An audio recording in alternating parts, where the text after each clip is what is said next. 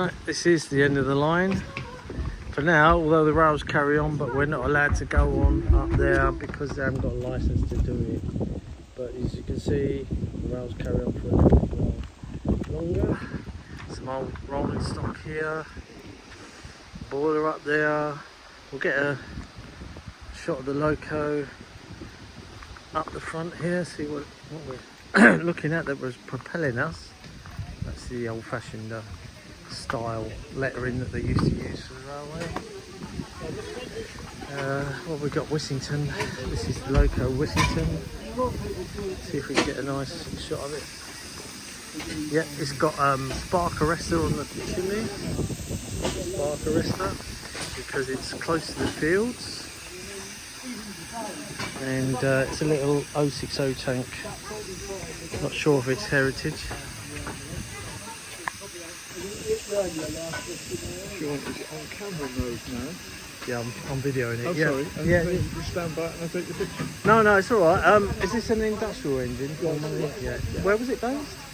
Whissington should be. Near Peterborough, is Yes. it? Yeah. Something to do with the Nene Valley then, maybe? No, it was straight off of the... Yeah, go on. Straight off out of the beetworks. Fantastic. And they're Great Eastern body coaches. No, then? these are original Victorian times. Even older. Yeah.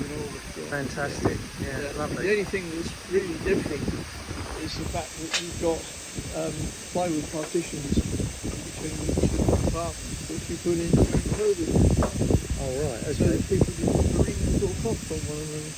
But other than that, they're totally original. Yeah. And where's the restoration done onto that? Or what? Yeah. And what's the plans to extend it up there maybe a bit further? It's done. The track is done. The track is in place. There's a mile of track just beyond the stop board here. Yeah. But 50 metres round the corner it crosses the public footpath. And somebody locally did their homework and said, you can't do an act of parliament. I think there were NIMBYs and... Yeah, absolutely.